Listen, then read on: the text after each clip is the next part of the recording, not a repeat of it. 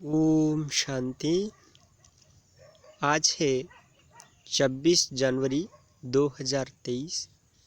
आज की मुरली में बाबा कहते हैं, मीठे बच्चे, यही संगम युग है जब आत्मा और परमात्मा का संगम यानी मेल होता है, यानी मिलन।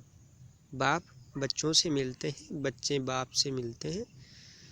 84 के चक्र के जो अभिनय कर के आत्माएं आकर इस पुरुषोत्तम संगम युग में पहुंचते हैं, तब बाबा का परिचय मिलता है। बाबा खुद आकर परिचय देते हैं और हम सब खुद को आत्मा के रूप में पहचान कर उस बाप परमपिता परमात्मा बाप यानी शिव बाबा को पहचानते हैं। तो ये मेला संगम यानी मिलन का मेला है। सतगुरु एक बार ही आकर बच्चों को सत्य ज्ञान दे, सत्य बोलना सिखाते हैं। ये सत्य ज्ञान क्या है कि हम सब आत्माएं हैं और परमपिता परमात्मा शिव बाबा एक हैं। उनके नाम रूप काल ये सब हम लोगों ने भिन्न भिन्न मत भिन्न भिन्न युक्तियां से बना दिए हैं। भिन्न भिन्न धर्म के अनुसार कोई अल्लाह को कहता है, कोई गॉड कहता है, कोई भगवान कहता है, कोई ईश्वर कहता है, आदि आदि नाम से हम लोग पुकारते हैं। लेकिन उनका सत्य नाम क्या है? शिव। इसलिए बाबा कहते हैं क्या है, बाबा जब ब्रह्मा बाबा के तन में प्रवेश किए तब पहले क्या कहा बाबा ने? निजानंद स्वरूपम शिवहम शिवहम, यानी मैं आनंद का सागर हूँ, मेरा नाम शिव है। प्रकाश स्वरूपम शिवहम शिवम, यानी मैं ज्योतिर्बिंदु ज्योति स्वरूप में प्रकाश स्वरूप। और ज्ञान स्वरूपम शिवहम शिवम, यानी मैं ज्ञान का सागर हूँ। बाबा परम शिक्षक के रूप में आज प्रश्न पूछते हैं, किन बच्चों की अवस्था बहुत फर्स्ट क्लास रहती है? उत्तर है, जिनकी बुद्धि में रहता है यह सब कुछ बाबा का है। हर कदम श्रीमत लेने वाले, पूरा त्याग करने वाले बच्चों की अवस्था बहुत फर्स्ट क्लास रहती है।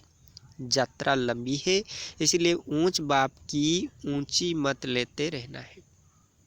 यानी कौन करिया क्या करना चाहिए हम सबको कि हर कदम श्रीमत लेने वाले, पूरा त्याग करने वाले बच्चों की अवस्था बहुत फर्स्ट क्लास रहती है। यात्रा लंबी है, पुरुषार्थ की राहें बड़ी लंबी है, इसीलिए ऊंच बाप की ऊंची मत लेते रहना है। दूसरा प्रश्न है, मुरली सुनते समय अपार सुख किन बच्चों को भासता है? यानी किन बच्चे मुरली सुनते सुनते अपार खुशी में रहेंगे? उत्तर है, जो समझते हैं हम शिव बाबा की मुरली सुन रहे हैं, यह मुरली शिव बाबा ने ब्रह्मा तन से सुनाई है। मोस्ट बिलवेड बाबा हमें सदा सुखी मनुष्य से देवता बनाने के लिए यह सुना रहे हैं। मुरली सुनते यह स्मृति रहे तो सुख भासता है। तो क्या भासता है? सुख भासता है, यानी सुख का अनुभूति, खुशी का अनुभूति, अतीन्द्रिय शांति की अनुभूति होती है।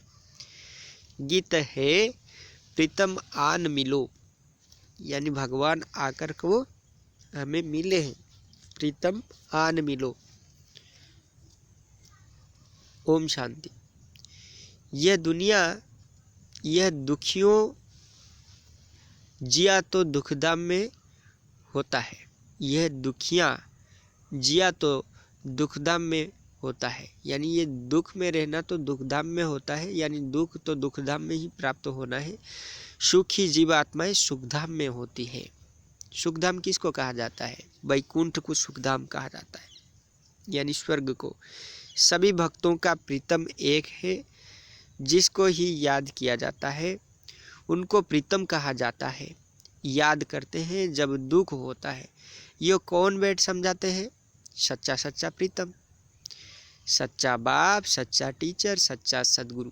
तो बाबा सब कुछ है ना, बाबा का कोई शरीर नहीं, आत्मिक स्थिति में रहते हैं, इसलिए हम बाबा से सर्व संबंध जोड़ सकते हैं।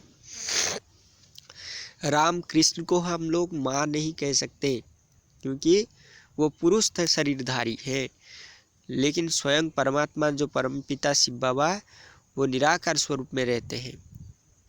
तो निराकार जो परमपिता परमात्मा, उनसे हम सब प्रकार की संबंध जोड़ सकते हैं। यानी इसलिए कहते हैं तुम्हें वो माताश्च पिता तमें वो आप ही भगवान, आप ही बाप हो, आप ही माता हो, सब कुछ आप हो। सभी का प्रीतम एक है, परंतु प्रीतम आता कब है ये कोई नहीं जानते। प्रीतम खुद आकर अपने भक्तों को, अपने बच्चों को बताते हैं कि मैं आता ही हूँ सिर्फ संगम युग पर एक बार। बाबा आते हैं सारे कल्प में, संगम युग में ही आते हैं, सारे कल्प में और किसी समय नहीं आते हैं, सिर्फ संगम युग में आते हैं। मेरा आना और जाना उसका जो बीच है उसको संगम कहा जाता है। और सभी आत्माएं तो बहुत बारी जन्म मरण में आती हैं, मैं एक ही बार आता हूँ, यानी जन्म नहीं लेता, दिव्य काया प्रवेश करते हैं, इसको दिव्य जन्म भी कहा जाता है। मैं सद्गुरु भी एक ही हूँ, बाकी गुरु तो अनेक हैं। उन्हों को सतगुरु नहीं कहेंगे, क्योंकि वो हमको पवित्र नहीं बना सकते हैं, पावन बना नहीं सकते, हमको मुक्ति दे नहीं सकते। तो मुक्ति देने वाला कौन है? मुक्तेश्वर कौन है? शिव बाबा है।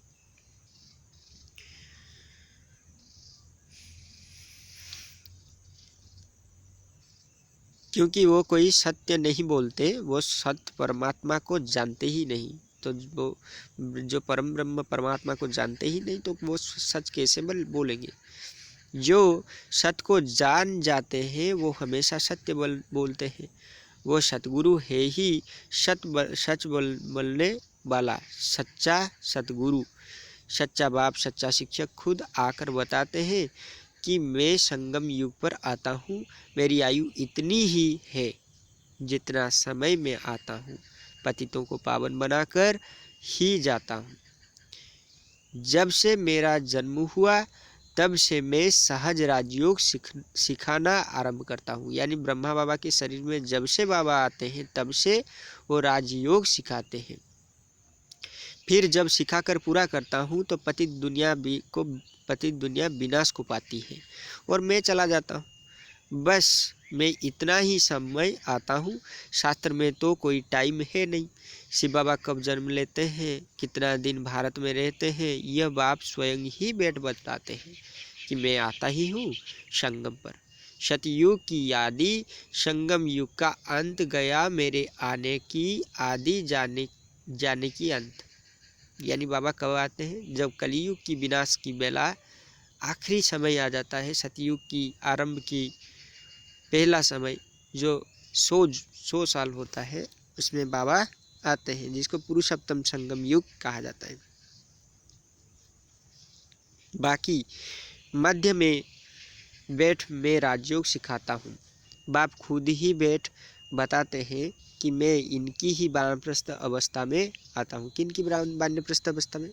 यानी ब्रह्मा बाबा के वानप्रस्थ अवस्था, जब ब्रह्मा बाबा बूढ़े हो जाते हैं उस समय में आते हैं। इसीलिए दिखाते हैं ना भक्ति मार्ग में कि ब्रह्मा का क्या सफ़ेद दाढ़ी वाला, सफ़ेद मूछे वाला, हाँ, क्योंकि और किसी देवता की होते ही नहीं, दाढ़ी और मूछ होते नहीं, क्योंकि ब्रह्मा है आदि देवता और मानव, उनके शरीर में स्वयं भगवान प्रवेश करते हैं, इसलिए उनको आदिदेव भी कहा जाता है। बाप खुद ही बैठ बताते हैं कि मैं इनकी ही वानप्रस्थ अवस्था में आता हूँ। पराये देश और पराये तन में तो मेहमान हुआ ना, मैं इस रावण की दुनिया में मेहमान ठहरा। इस संगम युग की महिमा बड़ी भारी जबरदस्त है। बाप आते ही है रावण राज्य का विनाश कर राम राज्य की स्थापना करने। शास्त्र में दंत कथाएं बहुत लिख दी है। रावण को जलाते आते हैं। सारी सृष्टि इस समय जैसे लंका है। सिर्फ सीलन को लंका नहीं कहा जाता। सीलन माने क्या है?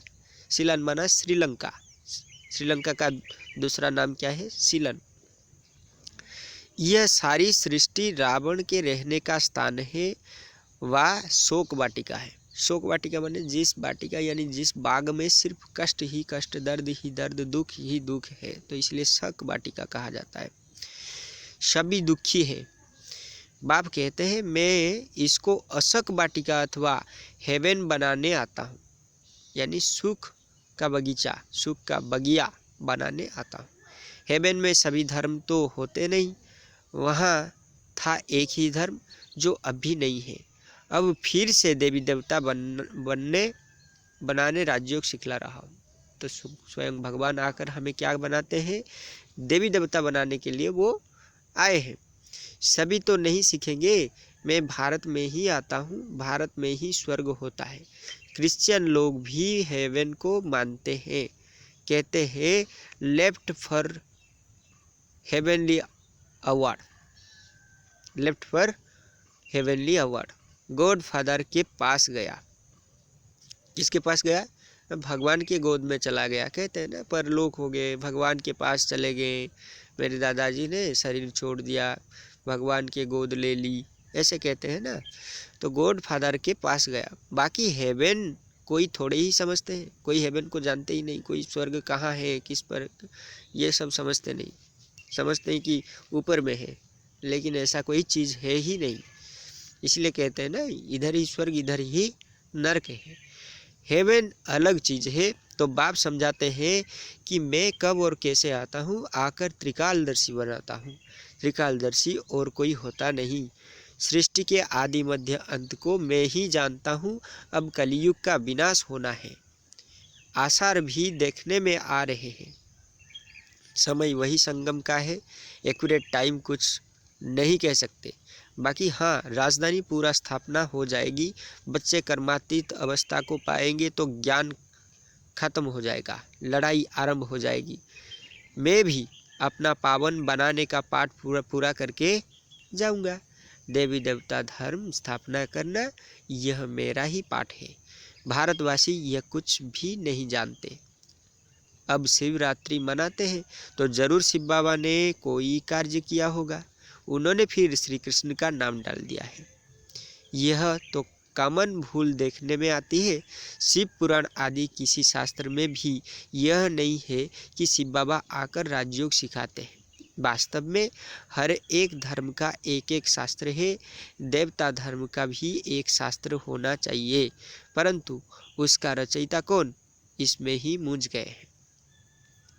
बाप समझाते हैं मुझे जरूर ब्रह्मा द्वारा ब्राह्मण धर्म रचना पड़े। इसलिए गीता में एक श्लोक है ना, इममो योनि महत ब्रह्म तस्मिन् गर्भ ददाम्यहं सम्भव सर्वभूतानां ततो भवति भारत। अर्थात मैं ब्रह्मा के शरीर में आकर के सत्य धर्म की स्थापना करता हूँ, गीता का ज्ञान देता हूँ, और मेरा इस वास्तव व दिव्य जन्म को, मेरे इस माया को दुनिया नहीं जानता है। ब्रह्मा मुख वंशावली ब्रह्मा कुमार कुमारियाँ ठहरे, बहुतों के नाम बदली हुए, उनसे बहुत भागंती हो गए, साथ में रिप्लेस भी होते हैं। बाकी देखा गया नाम से कोई फायदा नहीं है, नाम से कोई फायदा नहीं। वो तो भूल भी जाते हैं। वास्तव में तुमको योग लगाना है बाप से। नाम शरीर का मिलता है, नाम जिसका किसको मिलता है? शरीर का। आत्मा का तो नाम होता ही नहीं, आत्मा का तो नाम है ही नहीं। बाबा भी बोल रहे हैं कि आत्मा का नाम तो होता ही नहीं। आत्मा 84 जन्म लेती है, हर जन्म में नाम रूप देश काल सब बदल जाता है। ड्रामा में कोई को भी जो एक बार पाठ मिला हुआ है, उसी रूप में फिर पाठ बजा ना सके, वही पाठ फिर 5000 वर्ष के बाद बजाएगी। ऐसे नहीं, कृष्ण उसी नाम रूप से फिर कोई आ सकता है? नहीं। यह तो जानते हैं आत्मा एक शरीर छोड़ दूसरा लेती है, तो फीचर आदि एक ना मिले दूसरे से। दुनिया में हमारे हाथ में जो फिंगर प्रिंट होते हैं, वो फिंगर प्रिंट भी किसी का नहीं मिलता, क्योंकि हर एक आत्मा अलग अलग, उनके संस्कार अलग अलग, उनके कर्म, उनके भाग्य भी अलग अलग होता है। तो आत्मा एक शरीर छोड़ दूसरा लेती है तो फीचर आदि एक न मिले दूसरे से। 5 तत्वों के अनुसार फीचर्स बदलते जाते हैं। कितने फीचर्स हैं, परंतु यह सब पहले से ही ड्रामा में नूंद है, नया कुछ नहीं बनता। अब शिवरात्रि मनाई जाती है, जरूर शिव आया है, वही सारी दुनिया का प्रीतम है, यानी स्वामी है, मालिक है। लक्ष्मी नारायण बा राधे कृष्ण बा विष्णु ब्रह्मा विष्णु आदि कोई प्रीतम नहीं है, गॉड फादर ही प्रीतम है। बाप तो जरूर वर्षा देते हैं, इसीलिए बाप प्यारा लगता है। बाप कहते हैं मुझे याद करो क्योंकि मेरे से तुमको वर्षा पाना है। बच्चे जानते हैं इस पढ़ाई अनुसार जाकर सूर्यवंशी देवता व चंद्रवंशी क्षत्रिय बनेंगे। वास्तव में सभी भारतवासियों का धर्म एक होना चाहिए, परंतु देवता धर्म नाम बदल हिंदू रख दिया है, क्योंकि वह दैवी गुण नहीं है। वो दैवी गुण नहीं तो देवता कैसे होंगे। अब बाप बेट धारण कराते हैं, कहते हैं अपने को आत्मा समझ अशरीरी हो जाओ, तुम कोई परमात्मा नहीं हो। परमात्मा तो एक शिव है, वो सभी का प्रीतम एक ही बार संगम युग पर ही आते हैं। कब आते हैं? संगम युग पर। यह संगम युग बहुत छोटा है, बहुत छोटा है। सभी धर्मों का विनाश होगा, ब्राह्मण कुल भी वापिस जाएगा, क्योंकि उन्हों को फिर दैवी कुल में ट्रांसफर होना है।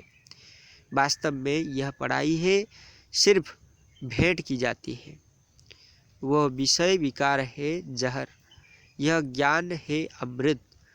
यह तो मनुष्यों को देवता बनाने की पाठशाला है। आत्मा में जो खाद पड़ी है एकदम मुलम्मा बन गई है, उसको बाप आकर हीरे जैसा बनाते हैं। शिवरात्रि कहते हैं रात्रि में शिव आया, परंतु कैसे आया, किसके गर्भ में आया या किस शरीर में प्रवेश किया?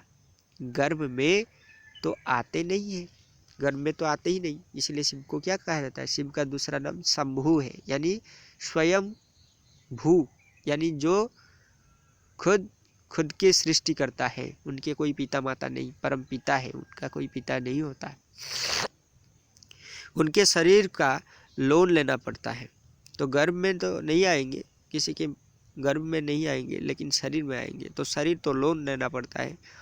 वो जरूर आकर के नरक को स्वर्ग बनाएंगे, परंतु कब और कैसे आते हैं ये किसी को पता नहीं है। शास्त्र तो बहुत पढ़ते हैं, परंतु मुक्ति जीवन मुक्ति तो किसी को मिलता नहीं है, और ही तम प्रधान बन गए हैं। सो तो सभी को जरूर बनना है, सभी मनुष्यों को स्टेज पर जरूर हाजिर होना है। बाप आते ही हैं, अंत में उनकी ही सब महिमा गाते हैं कि तुम्हारी गति मत तुम ही जानो, तुम्हारे में क्या ज्ञान है, कैसे तुम सद्गति करते हो, सो तो तुम ही जानो।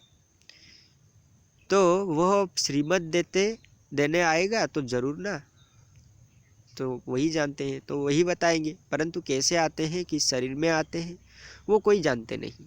खुद कहते हैं साधारण तन में मुझे आना है, मुझे ब्रह्मा नाम भी जरूर रखना पड़े, नहीं तो ब्राह्मण कैसे पैदा हो। ब्रह्मा कहाँ से आए? ऊपर से तो नहीं आएगा, वो है सूक्ष्म वतनवासी अव्यक्त संपूर्ण ब्रह्मा।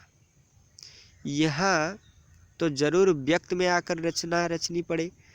हम अनुभव से बता सकते हैं, इतना समय आते और जाते हैं। बाप कहते हैं मैं भी ड्रामा में बंधा हुआ हूँ, और मेरा पाठ भी सिर्फ एक बार आने का है। भल दुनिया में उपद्रव बहुत होते रहते हैं, उस समय कितना ईश्वर को पुकारते हैं।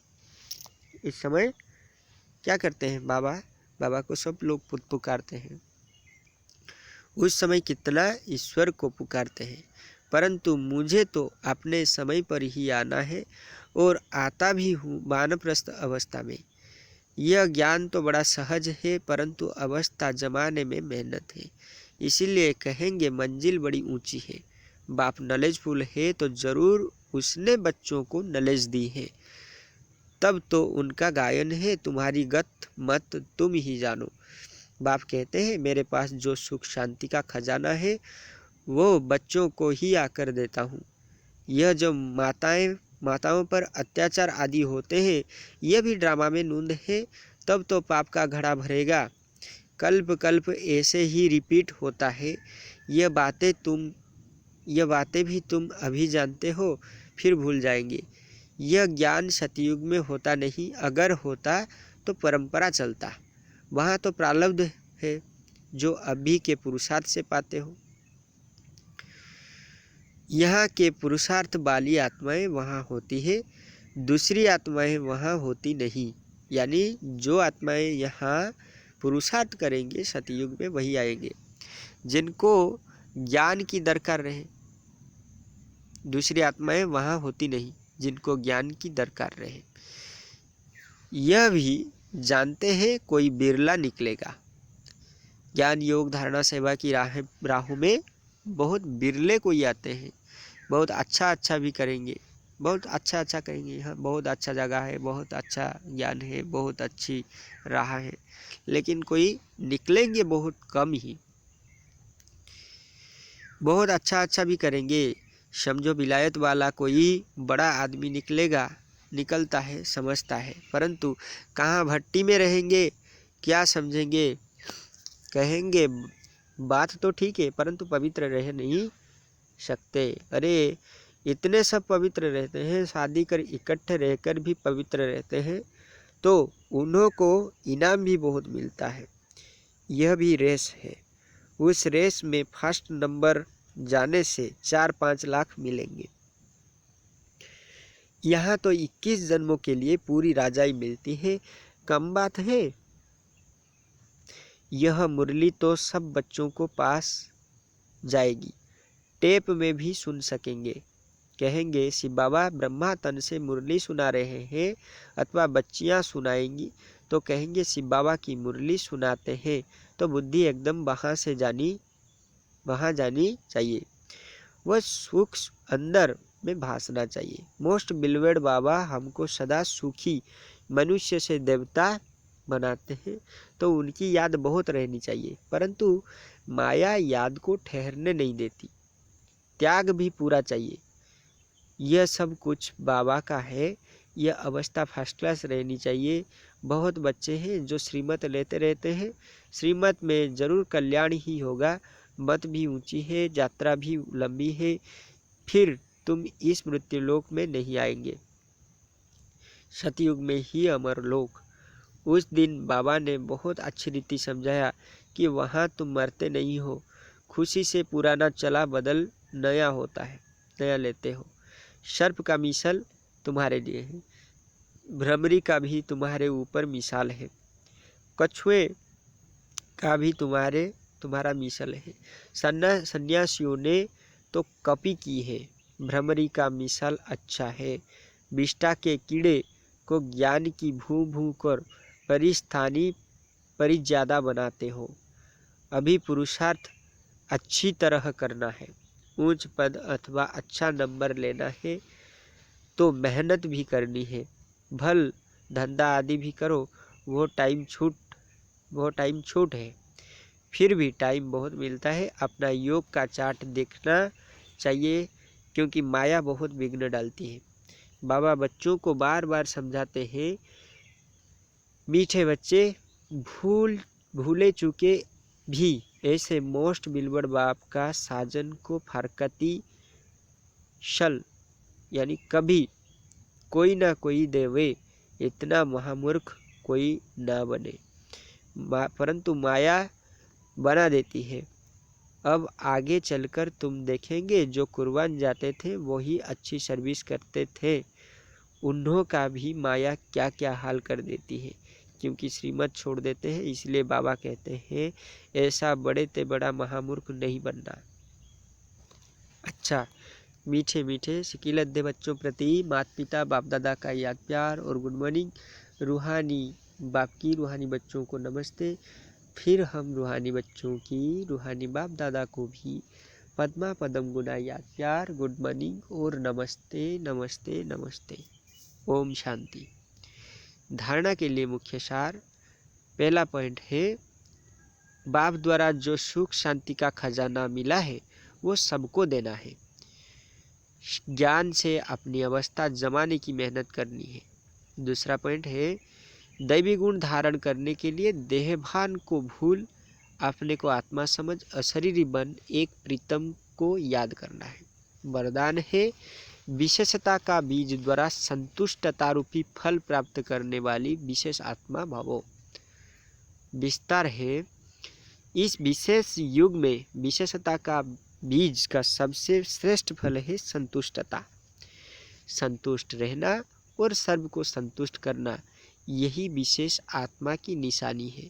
इसीलिए विशेषताओं के बीज अथवा वरदान को सर्व शक्तियों के जल से सींचो तो बीज फलदायक हो जाएगा, नहीं तो विस्तार हुआ वृक्ष भी समय प्रति समय आए हुए तूफान में हिलते हिलते टूट जाता है। अर्थात आगे बढ़ने का उमंग, उत्साह, खुशी व रूहानी नशा नहीं रहता। तो विधि पूर्वक शक्तिशाली बीज को फलदायक बनाओ। स्लोगन है, अनुभूतियों का प्रसाद बांटकर असमर्थ को समर्थ बना देना, यही सबसे बड़ा पुण्य है। यानी अपने अनुभूतियों को दूसरों के साथ शेयर करो, दूसरों को बताओ, ताकि उनमें उमंग उत्साह की नशा चढ़े, वो ज्ञान योग धारणा सेवा में तीव्रतर गति को प्राप्त करें, बाबा के श्रीमत पर चलते रहें। ओम शांति।